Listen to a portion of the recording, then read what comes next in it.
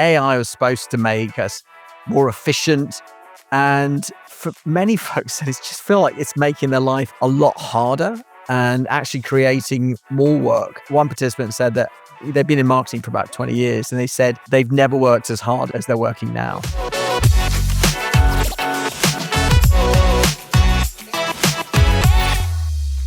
Hello and welcome to the award-winning Healthtech Marketing Show. I'm Adam Chirinas, CEO of Health Launchpad. We're one of the presenting sponsors of this show. Huge thank you to you for listening, especially if you've listened to previous episodes as well.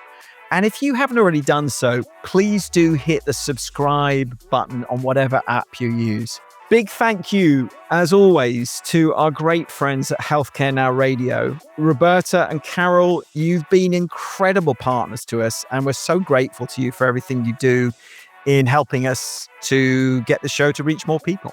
Today, I'm joined by my colleague, Mark Erwich, our Chief Strategy Officer at Health Launchpad. And Mark and I just wrapped up 2 peer sessions with senior Healthtech marketing leaders through a group we run called the Healthtech Marketing Network. So this is kind of no slides, no prepared frameworks, just a candid Chatham House rules conversation about how the first half of the year went, what's actually working, and what's on people's mind heading into the second half of the year. So Mark, great to have you on the show as ever. How are you doing? Doing great. I'm very excited to be here. These are dynamic times, and it's great to have this discussion now. Lot to get into. So I opened both the sessions the same way. So I asked them for one word that describes the first half of the year, and not the boardroom answer, the sort of your kind of genuine amongst friends, one word, and how you thought it went. And what came back ranged from exciting and building to a bit of a roller coaster, analysis paralysis. I know, not one word, but a good expression, all the same thing. Noisy was also the thing that everybody said. And I think all of those sort of kind of capture what's going on and what's on people's mind. Well, the word that was missing there was change. And definitely, did we see some of that in the first half year? Yeah, I think that was definitely on people's mind. And, I think the through line was that more was actually accomplished than I think people thought would get done in going into the first half of this year. And so people are actually, I think, a lot more optimistic than they thought they would be at this stage of the year. But almost everybody is a bit anxious about the second half of the year. And so, what they've done in the first half of the year is already in the rearview mirror. And so most people felt that pipeline goals were generally being met. And, when they look forward, some of things they're concerned about things like the summer slowdowns, sales cycles continuing to lengthen. And so, despite the fact that H1's been better than expected, it doesn't insulate from what the second half of the year could look like. So nobody is comfortable right now. So Mark, well, strategically, what is the pattern and what the conversations that you heard tell you? Yeah, so I think in order to look forward, it's really good to take a moment to reflect. And I'll keep it brief, but I think at the end of last year, we were looking towards really a doom and gloom scenario where CIOs and hospitals said, well, we're going to freeze all investments. We're not going to do anything. And we are talking towards clients and partners, and we say, well, what is happening? And I think we see a lot of positive things that happened. The OBBA rules that were very vague and was not really clear turned into our CMS rules that are clear. Medicaid funds have been released. The Medicaid reimbursement model was much more favorable than people originally thought. And then this 50 billion rural health transformation, which is like a massive amount of money, if you think about that, is awarded towards all states. That's all positive news, right? So let's keep that in the back of our mind as we start thinking, okay, what else is happening and what could actually be driving that? And then I think there is this notion that healthcare buyers are spending less on technology. I don't believe that that's the case. I actually think that there's a lot of shifts happening. There's dollars shifted from capital towards operational, and partly driven by SaaS, partly driven by AI. And there may be other reasons for that. But I think the third reason is the shift out of the data centers. Hospitals are no longer want to have data centers in their buildings. So that is all happening. As a result of that, there has been some negative news on spending. But I don't think that's actually the case. If you look towards the money going out of a hospital in towards technology, that's actually increasing. So what is happening then, you asked, well, what's happening with the buying cycle? And you touched on pipeline being generated. So the interest is still there. And I think in this dynamic world, partly by AI, and not necessarily AI as such, but AI in the solutions out there that are now getting richer and more valuable for the hospitals. So there's a level of eagerness to get it implemented. And as a result of that, the interest is raising. So I think that's what you see. Hey, there's more interest. Now the question is, for our listeners, that interest is great, but how do we actually turn that in towards bookings? Because how do you convert the damn thing? Yeah. Right. So I just want to double click on a couple of things that you said there, which is, the specific headwinds that keep coming up: Medicaid reimbursement uncertainty, post-pandemic ROI scrutiny is still a big issue. There's the ever expanding presence of Epic, God bless them, and their footprint eating into territory that used to belong to point solutions. Right. And so, the combined climate is one of hesitation has become the default for the buyers. But I've got a question. So how much of this do you think is cyclical versus something more structural and fundamental that's going on? I think there is a continuation of reimbursement in healthcare. That's like you touched on Medicaid. That's going to be questionable. Like the United States is still per capita spending the most amount of money on healthcare. And every administration, whatever political preference, will continue to take a look towards that. So on that level, there is continuous and different direction, different options that will be tried for, I think. But getting back towards some of the other elements that you mentioned, Epic providing more solutions, that is no news. Yeah. Like 15 years ago, I was in a similar situation, and part of the solution that we offer got covered by Epic. Yeah. Was that your secure text thing you were doing? Yeah. That was it. Same with me. So for listeners, Mark ran marketing for Imprivata. They had a secure text solution called Cortext. He and I actually used to compete. I ran a competing company called Unify Health.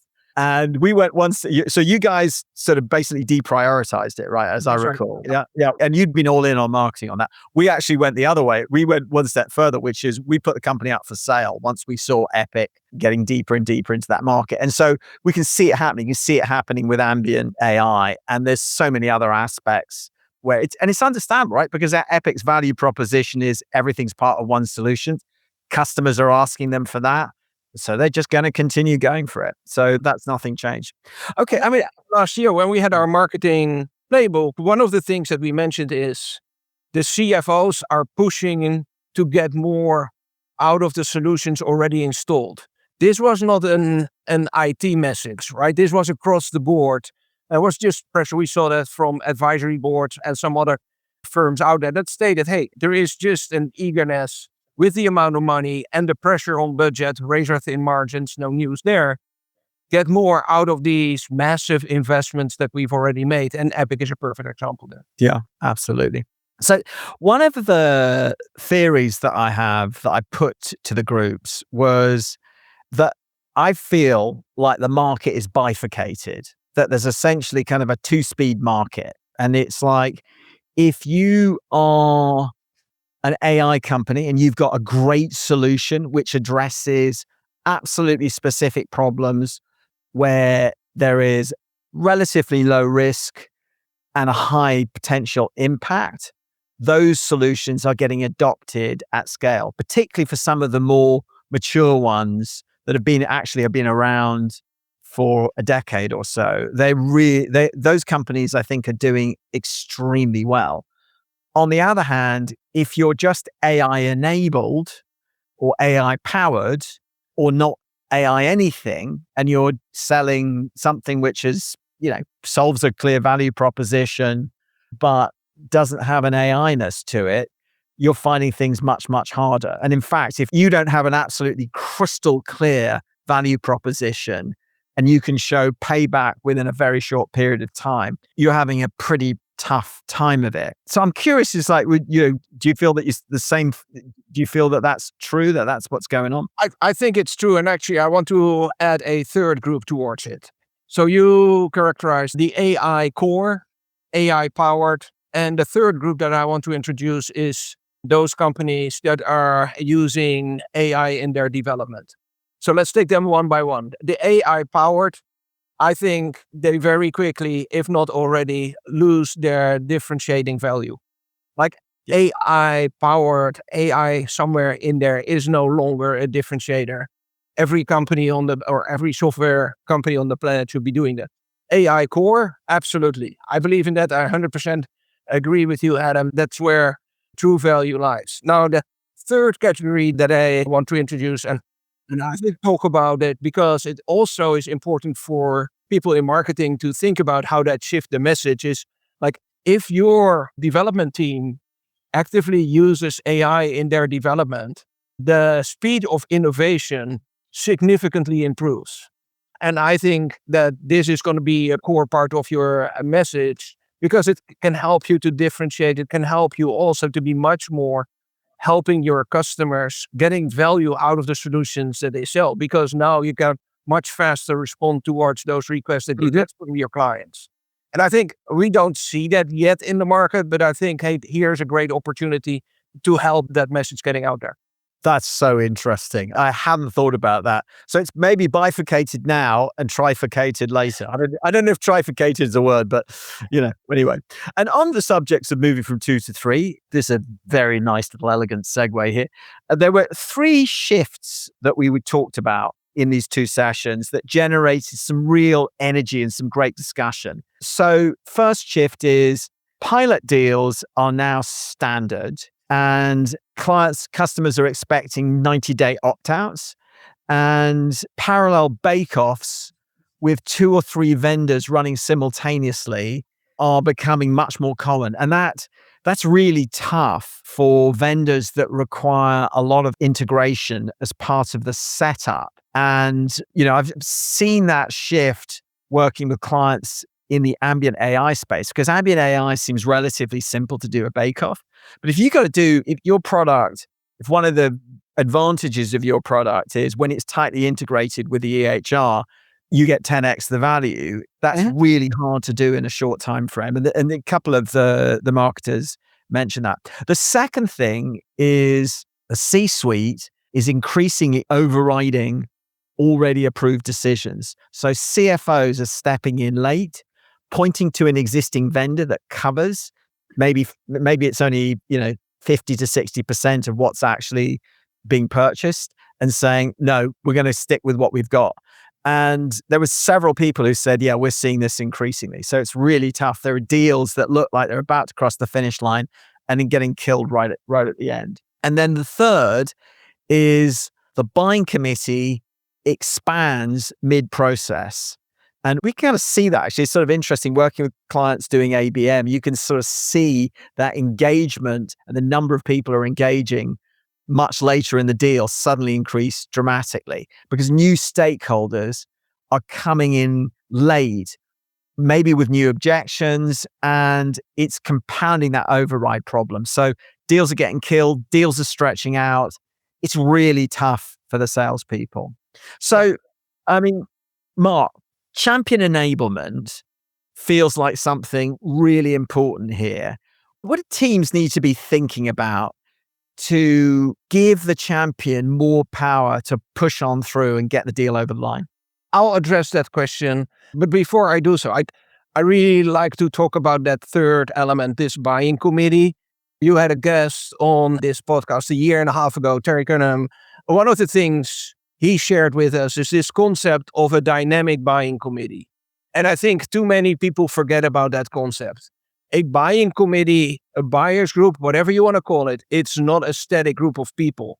It has been, and it will always be a dynamic group of people where people are floating in and out. And I think partly you mentioned the CFO stepping in towards changing a decision. No, he was part of the buying group. He was just coming in at a later stage. And I think it's just a different way of thinking about it. But people should always keep in mind, hey, the buying committee, it's not a group of 4 personas and that's it. It will always change. Clinical people will float in and out. The financial people will float in and out. There's the procurement people that are initially not even in that list, and they will float at the end. So keep that in mind always. And then addressing, I think, your core question, and sorry to step aside for a moment, but I think those are not necessarily changes because of the economy changing or because of more pressure in healthcare IT on procurement. I think we learn more and more, and I think really the industry matures. And as a result, we see more of that pattern now becoming visible that was always there. I think that is part of the things. Like, we've always done pilots and we had proof of concepts, which we hated because the concept was already proven. This works with 20 other clients. Why shouldn't it work with you? And then we had pilots. I think the question is, how do organizations work with this in a way that it starts to get value towards the prospect or the client early rather than later, which is sometimes really hard with some of the SaaS solutions that are out there. So I just want to go back to one of the other issues that came up, which was if you've got a deeply integrated product, how can you get around the issue of that you're dealing with a 90-day pilot? I mean, I'm thinking back to some of the companies that you worked at where that was probably big. Yeah, we would charge them. And I say you get the money back, or if you decide to go with us, but we would assign a fee towards it. Right. So you'd actually get people to sort of say, okay, if you're really serious about this, yeah, we need to integrate because it doesn't work without being integrated. I imagine the solutions that you were dealing with is like, they just don't work standalone, right? Yeah. I learned a lot from a good sales leader, and he said, this works only if the interest is on both sides. And if it isn't, then that will fall out. Yeah, absolutely. Yeah. So get the customer to qualify themselves out. Yeah. Okay. Let's shift gears into the AI topic. So I asked folks to rate their AI maturity on a scale of 1 to 10. And, most people were kind of in that 3 to 7 range. So some people were sort of, heavily 3. Some people were saying we've made progress. And so on average, people were kind of like a 4 to a 5. And so they've gotten past curiosity and they're investing meaningfully, certainly from a time standpoint, but almost none. I don't think actually any of them felt that they were sort of fully integrated AI into their workflows. The standard example was one team moved MQL2 opportunity conversion from 10% to 17% in a single quarter by using an AI-driven lead scoring and sales intelligence system that they developed. And essentially, they were using AI to send the salesperson a 1-paragraph deal story telling the rep exactly why this opportunity matters and what to say. So I think if you're in a company that has a lot of leads, that's actually something of value. And on the other end, one participant is actually doing the opposite, which is they're deliberately slowing down on new AI tools until their CRM intent data and account scoring are properly integrated first. And they're kind of looking to their existing vendors to do that. And so their argument is AI's role is to amplify what's there. And if the foundation is fragmented, AI just makes the fragmentation just even worse. So I'm curious, you are so immersed in what we're doing from an AI standpoint. What do you think about what these guys were saying?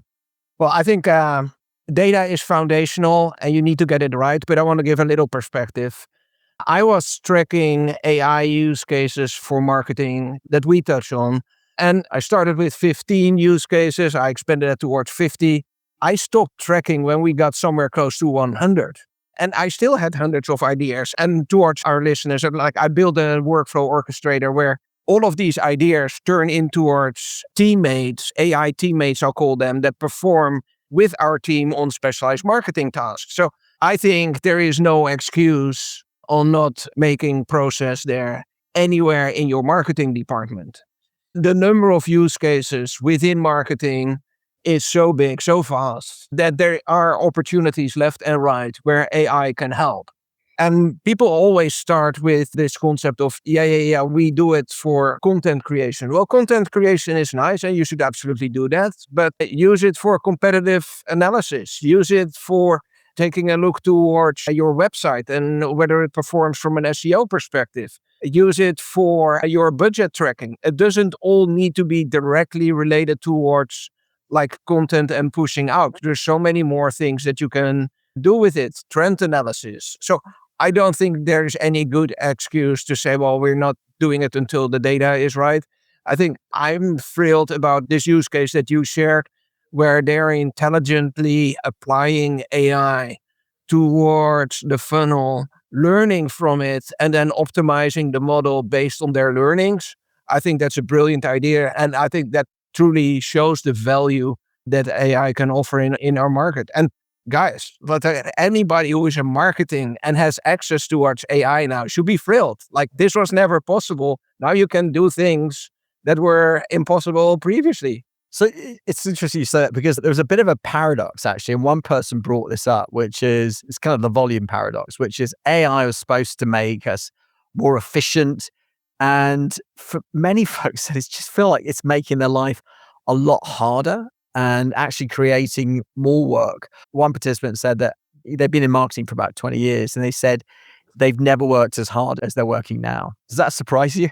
No, it does not. And I think AI in a way can sometimes become addictive, right? If you now have the power to fully understand the messaging changes of your competitors, like you have 4 competitors and you track the changes in their messages and you start to put a framework around that and you have insight in towards that, now you can start thinking about, oh, how do I build a campaign? So because of all of this knowledge that comes to you, you get empowered to do much smarter things, much better things than were ever possible in marketing. So it makes total sense and really exciting.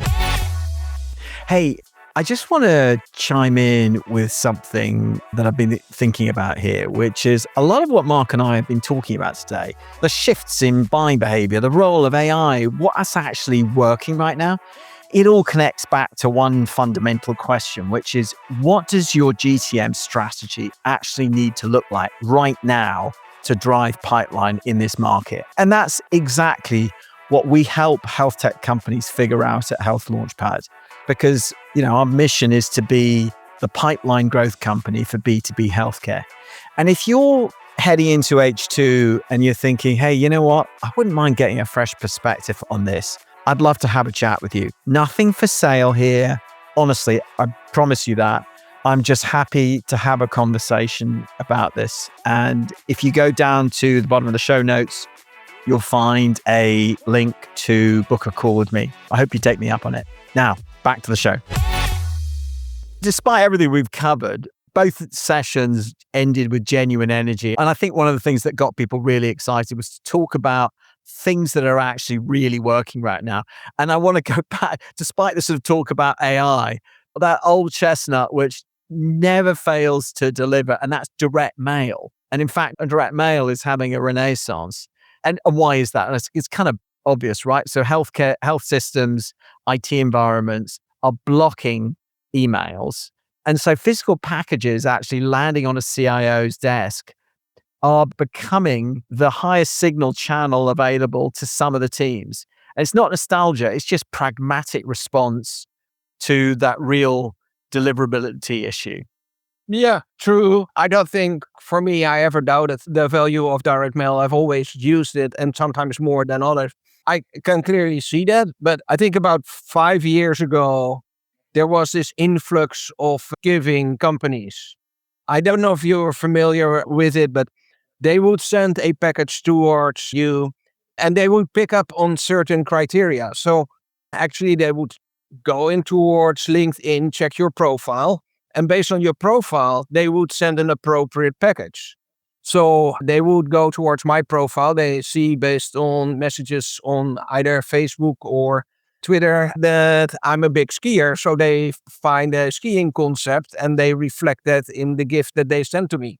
That is the way to do direct mail. I think the concept of producing something in mass quantities is somewhat less, because you still have this issue of like, okay, how do you really connect towards your audience?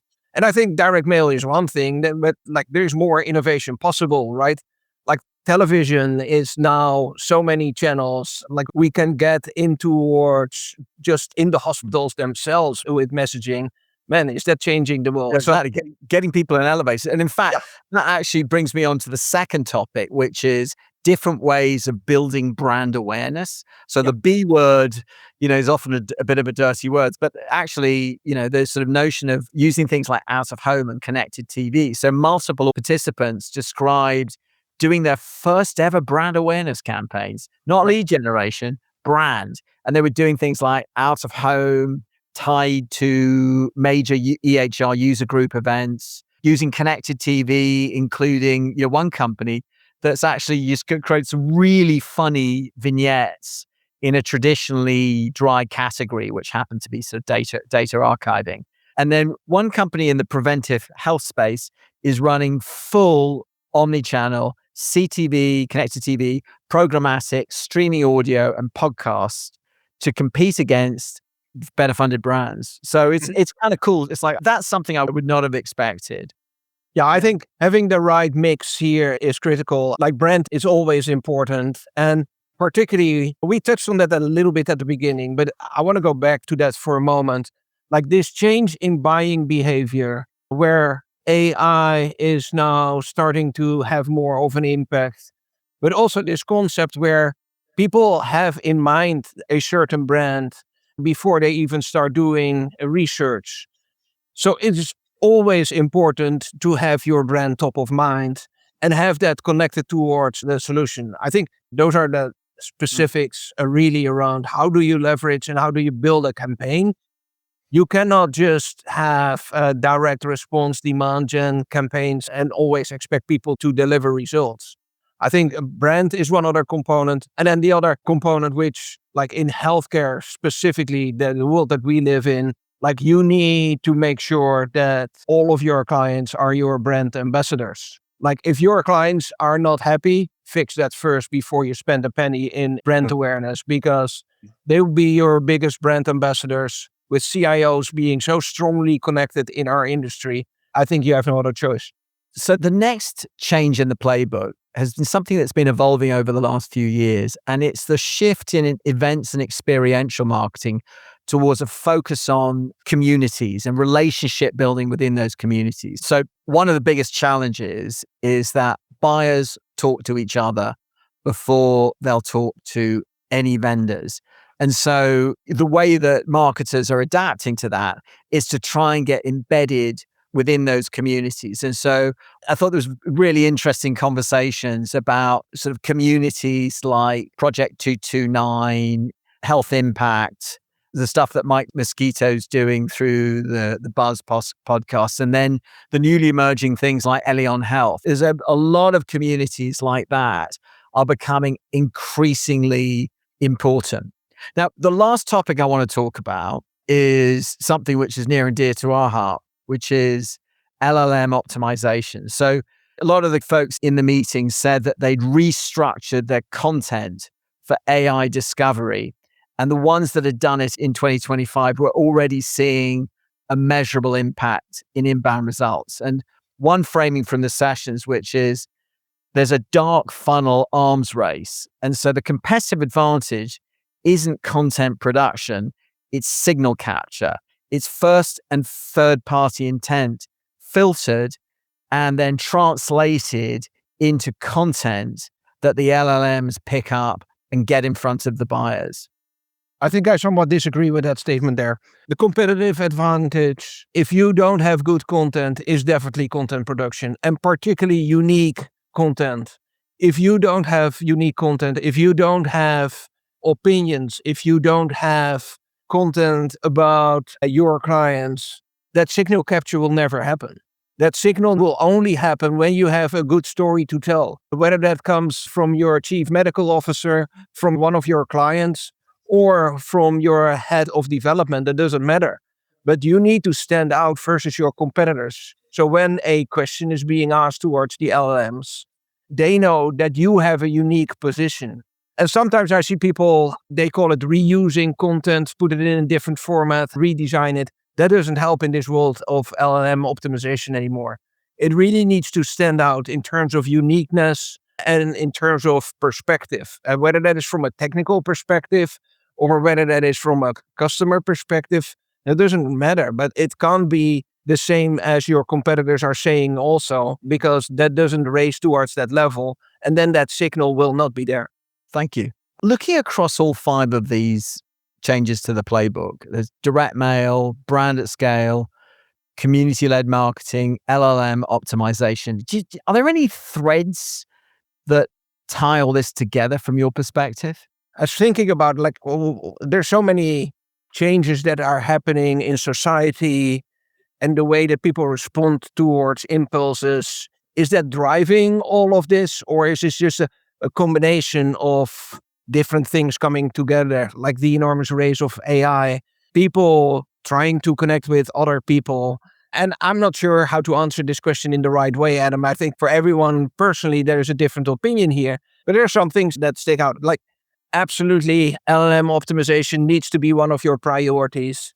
Building your community, and again, needs to focus and needs to start with your clients first. Find the people within your customer base that are happy and most excited to talk about your solution first, and build a community around them. Don't start on yes, I do like these initiatives that are out there from some ex-CIOs that are now building communities. But in the end, that's fairly transparent, right? Every CIO will know that if they get a call from someone, that there is more behind it. So do it organically. I think that it's going to be the most powerful thing you can do in this market. Find your strongest advocate and have him go towards speaking opportunities, look towards having a dinner in his hospital, close towards his hospital with his friends, and use that as a way to expand your market, rather than some of the, always traditional marketing vehicles that we've been using. As you were talking, I was sort of thinking back to, we've been running this community now for 4 years. And it sort of felt in the last couple of years like the conversations were getting quite repetitive.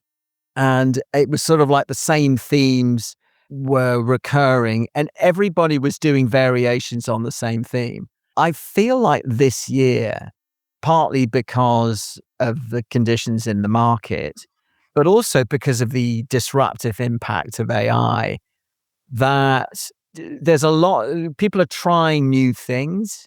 And I felt like there was a greater sense of differentiation across the different companies in the way that they market. Like, for example, I know 3 companies, I won't name them, but 3 companies that are direct competitors, because of we work with one of them and we hear from the marketing leaders from the 2 other companies about how the way that they're marketing. And all 3 of them are doing not completely different things, but doing quite a lot of different things in the way that they are trying to engage the customers. So I do think that there's that's going on. So I want to wrap this up, but Mark, I want to ask you, before we go, one thing you'd want every health tech marketer listening to this to take away from today.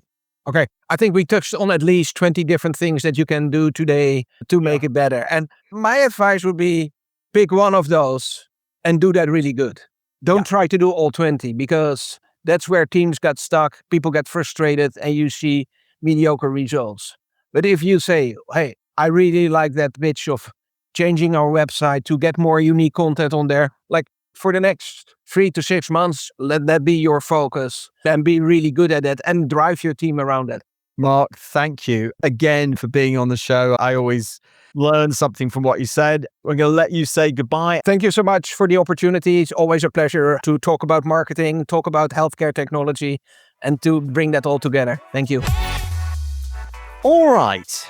So that was Mark's key takeaway.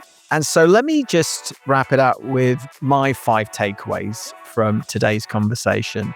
So number 1, first half was actually better than most teams were expecting, but no one's getting comfortable.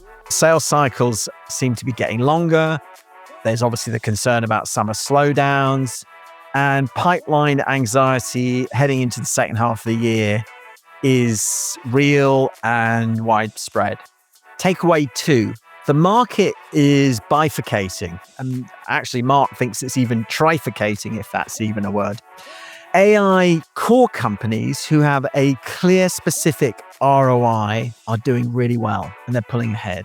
AI-powered or non-AI companies without a crystal clear value proposition and fast payback are finding it increasingly tough. And Mark's point was the thing to watch out for are the companies that are using AI to help speed up their ability to adapt to customer needs. Takeaway 3, the buying process is more complex than ever. Expect pilots with 90-day opt-outs, C-suite overrides at the last minute, and buying committees that expand mid-process. Champion enablement isn't optional, it's becoming essential. Takeaway 4, AI maturity in marketing is real but uneven. Most teams are at 4 or 5 out of 10.